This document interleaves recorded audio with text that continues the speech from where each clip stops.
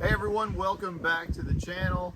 No matter whose channel you're watching it on, SonarFishing or Matt Steffen Fishing, we appreciate all of you that are watching. Subscribe to the channel because this is the last tournament practice recap that we're going to do for 2021 year, or 2022. Yeah, until next year though.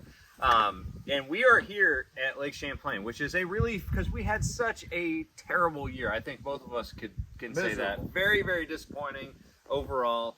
But regardless of how we do this week, this lake is actually number 2 on my list, only topped by Okeechobee, which just has sentimental value. But Lake Champlain is just phenomenal. So we're really, really excited about this one.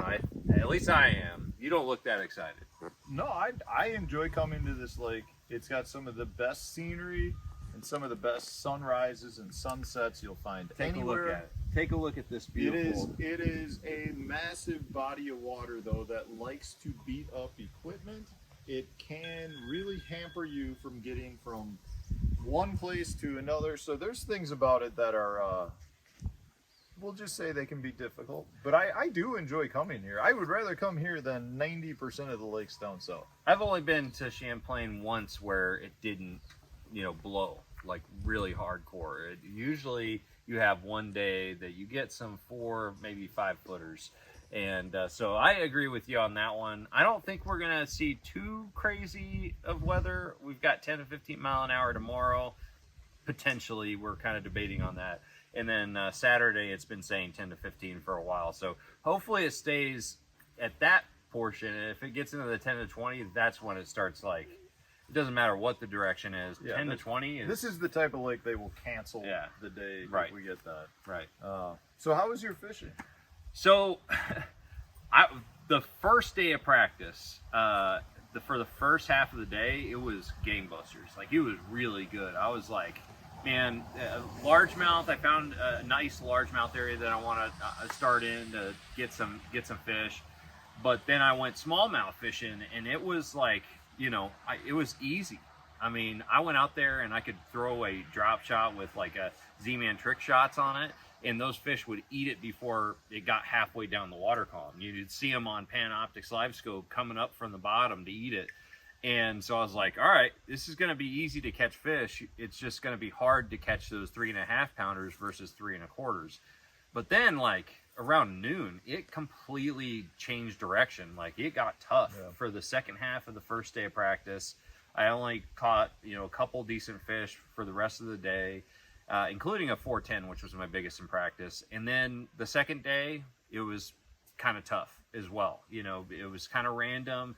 One, decent fish here or there. So I don't know. I'm not traditionally a smallmouth fisherman in tournaments, so I'm not sure if it's just from inexperience or what, but it definitely felt like something had changed from that first morning. I mean, my practice was really similar. The first half of the first day of practice and the second half of the second day of practice, it seemed like there was a good bite window, and they bit a lot easier. The other halves weren't really good. It was really difficult to get a bite. And, I was hoping to get here and find the smallmouth really grouped up where you could find an area and fish it all day long. And just stay in that area. And I personally was not able to do that. I'm sure there'll be guys that were successful in that. But for me, I've got a similar game plan. I'm going to start out on some largemouth, try to catch 14, 15 pounds. Right. Which I don't think will be fast for me, but I think I can do it, in the first half of the day. And then I'll go commit to the smallmouth where I think, I've got a better shot at catching several 3.5 to 4 pound class fish. And then at that point, hopefully you get up into that 17 pound range, which I think will get you to day 3. Yeah. And, if you can run into a rogue real big one somewhere to put you up into that upper 18s, 19 pound range, if you can do that 2 days in a row, you'll make the top 10.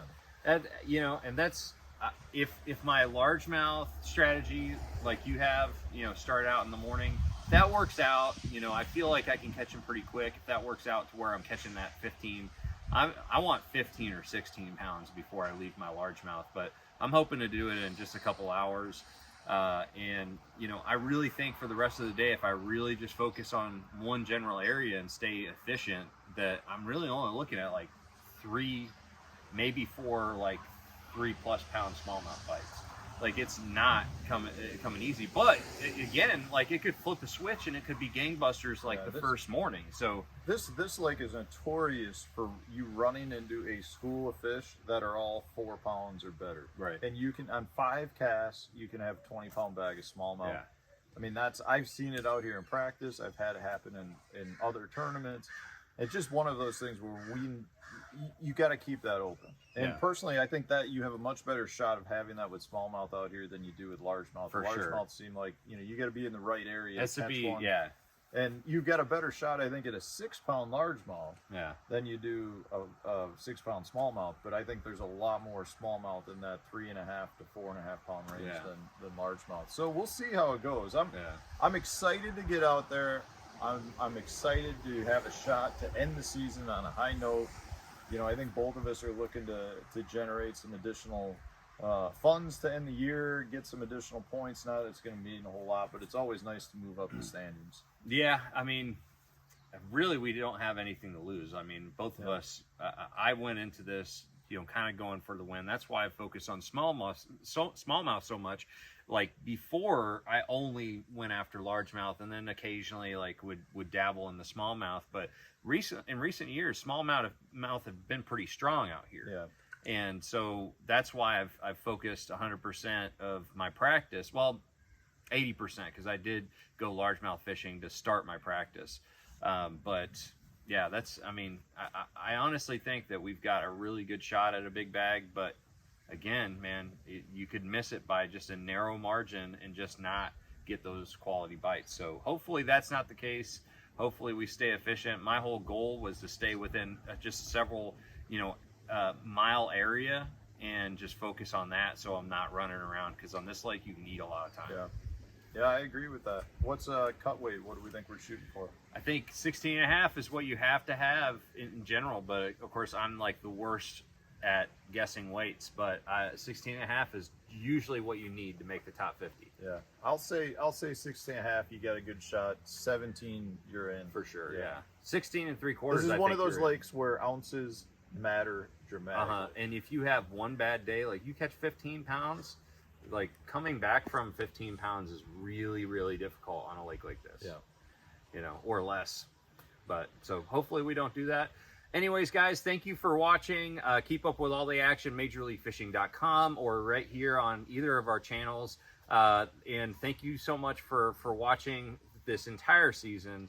And it's coming to an end right now for us. We're gonna make it count. Thanks for watching, guys. See you guys.